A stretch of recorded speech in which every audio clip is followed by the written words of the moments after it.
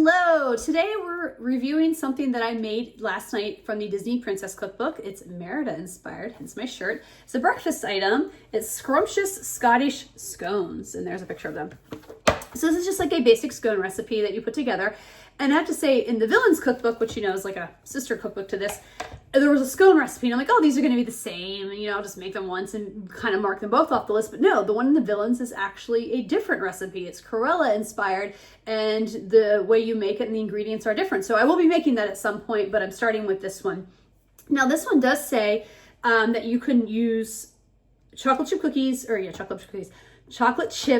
or raisins. Now the recipe calls for raisins and just says you can substitute for chocolate chips if you want something sweeter. I decided to do the raisins. I noticed the Cruella one uses chocolate chips, so I will definitely use the chocolate chips in that one. But for this one, I just decided to use the raisins. But anyway, here's some videos of me putting it together. So first up, I have a large mixing bowl here, and I'm going to put my dry ingredients together. First, I have some flour and some rolled oats.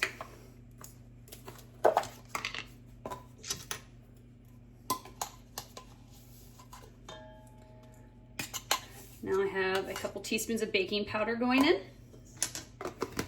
followed by some salt. This is nutmeg, and I'm also going to add in the same amount of cinnamon next. This is some brown sugar that's going in. This is kind of the last dry ingredient that I have.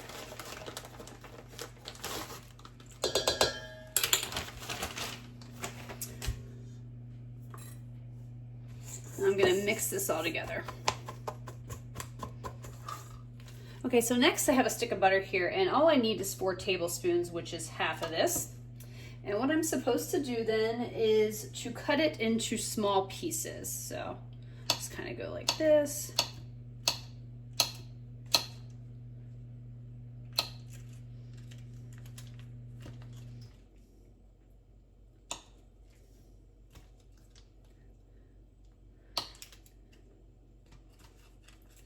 Probably should be doing this on a cutting board, but I'm just using like a steak type knife, so it's not very sharp. Okay, now I'm to use my fingers and add this in and then kind of pinch it together. So let's do that. I assume this will make like a crumb type mixture because that's, similar. I've made similar things like this before, where you kind of make this crumb type mixture.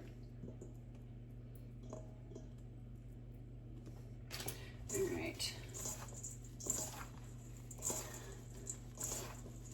You want this to be, it says about the size of peas. Now I'm adding in the raisins, and I'll just give it a good stir.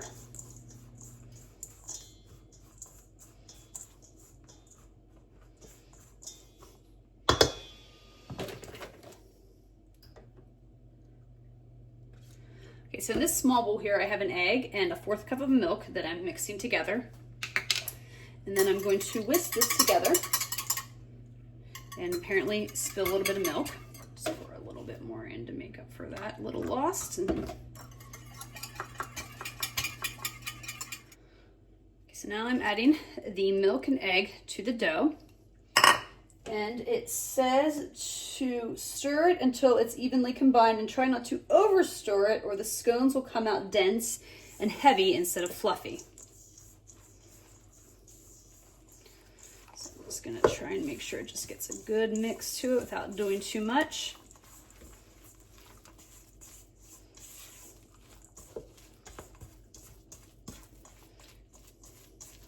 All right, that seems like it's pretty mixed.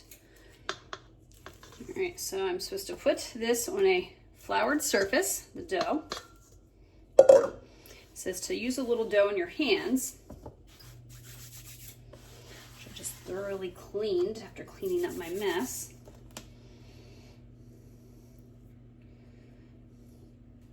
It's very sticky.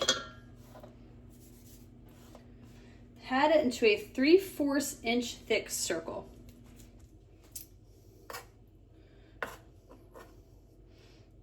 So next up, I'm supposed to cut this into 6 triangular pieces like I would a pie.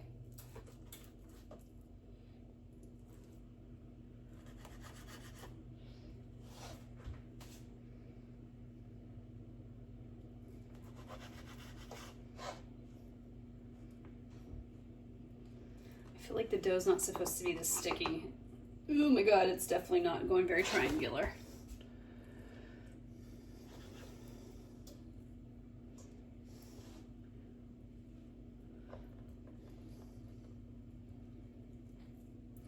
Ooh. Now I'm to place these on a baking sheet. It just says an ungreased one, so I'm hoping it doesn't stick too badly.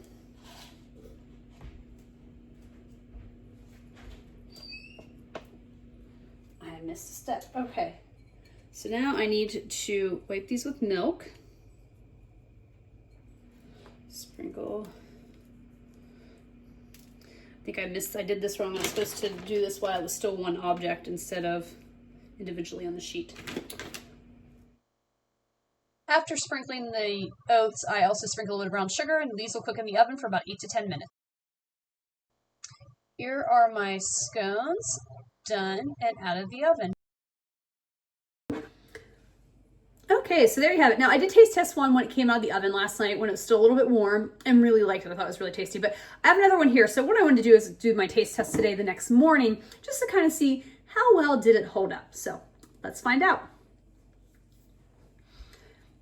It's getting the thumbs up for me. It's still really tasty. It was nice, a little warm, and I could always nuke it for a few seconds if I really wanted to get it warm, but it's still really good. Really enjoy it.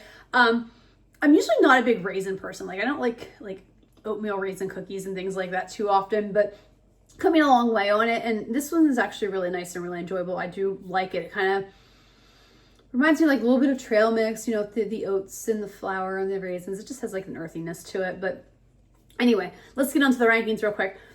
So first I ranked the ingredients on a scale of 1 to 5, and I'm going to give this one like a 1.5. Almost everything on this list I have in my pantry all the time. The only thing I really had to go by was the raisins. I know for some people rolled oats are not something that you may have in your pantry. I always have them in my pantry because I do like to make like overnight oats and stuff for breakfast sometimes. So I always have them, but yeah, I think all this stuff easy to find, not expensive. So that's when I'm 1.5. Like the raisins are the only thing that you might have to spend a little bit on because those things can be expensive sometimes, but you don't need a lot. Difficulty level on a scale of 1 to 5. I'm going to give this like a 2, maybe 2.5. It's really not bad. I think a 2 is a good rating. It was sticky, as you saw. It was a sticky dough to kind of work with, and to kind of cut them in exact triangle shapes was not my strong suit, but I'm happy with the shape that they turned out with overall.